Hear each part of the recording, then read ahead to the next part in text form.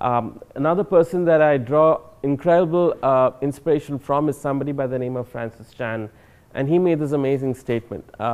He's somebody I respect very, very deeply.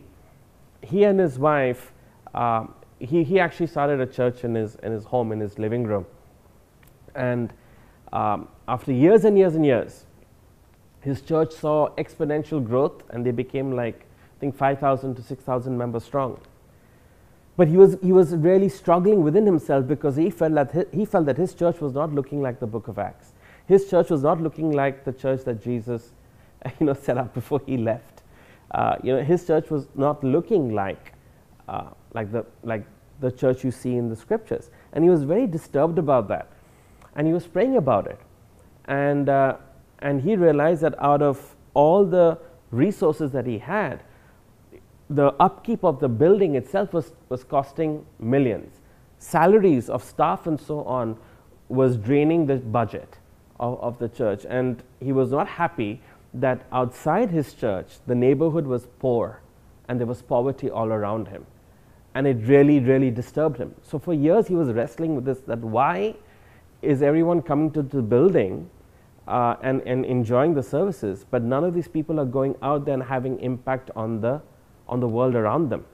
And so he was wrestling with this. It really bothered him, it disturbed him. And eventually the straw that broke the camel's back, if I can say, was he got to hear about a gang member from his city who came to faith in Christ and left the gang violence life, and started coming to his church. After 2 years, that gang member stopped coming to his church and went back to his gang. And he asked one of the leaders in his church, why did this amazing guy go back to his gang? Why did he go back to his gang? He was coming for 2 years. And the answer that he got completely broke his heart. The answer that this gang member gave is, when I was with my gang, they were my brothers. I was with them 24/7, 7 days a week. They were my brothers, they had my back. I thought that when I was coming to church, I would have a new band of brothers who would have my back, with whom I could do life 24/7. I did not know that when I was coming to church, I was just signing up for 2-day-a-week thing. And so, to be honest, I feel like I have more love in that gang, and so he went back to the gang. And Francis Chan said that he wept and he broke down, because he was like, whoa, something is wrong. If this person who's moved out of the gang and come to my church for 2 years is finding more love and acceptance in that gang than he is in my church community, something is wrong with how I'm doing church. My church is not reflecting and not anywhere close to the church of the book of Acts. And he made this amazing statement. So long story short, he quit. Francis Chan stepped down from the leadership of the church, got on a plane with his family, flew to China, because he wanted to understand, how is the underground church in China operating? They don't have a building, they don't have massive resources. How is the underground church in China multiplying and operating? He went underground for a couple of years to discover how the underground church in China is operating. And now today you can go online and Google Francis Chan. He's started a new movement called wearechurch.com, and his vision is to have 100,000 churches house churches around the world, in the US and beyond. And he's hoping that every church would have 10 people. Now you tell me, if there are 100,000 churches, house churches around the world, is that hard? I'm sure there can be 100,000 homes around the world that can open their doors, right, for fellowship. But if 100,000 homes are reaching 10 people, how many is that? Let's do the math. That's 1 million. And he's like, that's way more people than my my previous church was reaching. And so he made this statement. He said, amazing couple, Francis and his wife. You must check them out. They've got some amazing content online.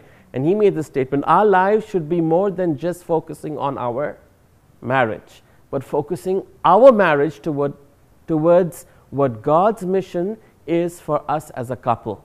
We are not an island unto ourselves, both within our marriage and within the world.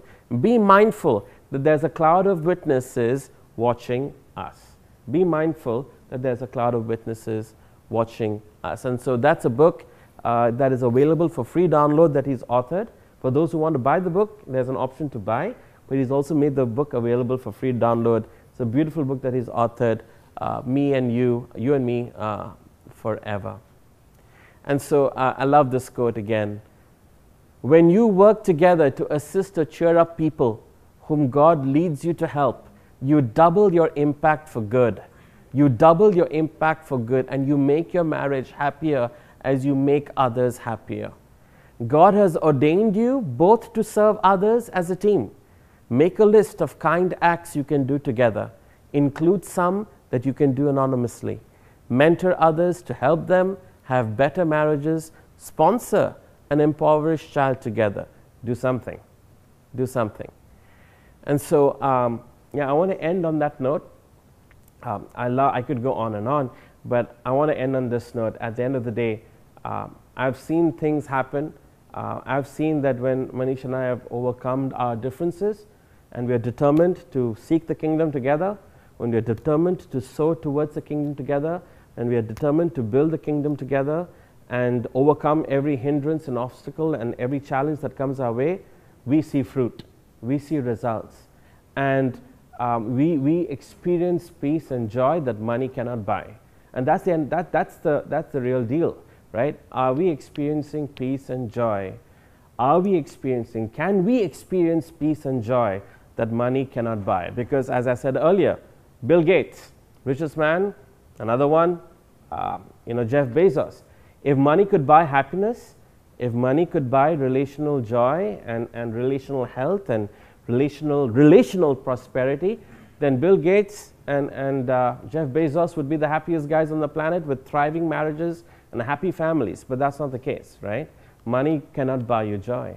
And so I want to dare you on to challenge you, as if you're a couple, if you're watching this, consider how you can be a blessing, how you can impact other families, other lives, other marriages, those who are less fortunate, and so on. So on that note, I will end right here, but please do watch the next sections that are next parts that are going to come up shortly. Thanks for listening.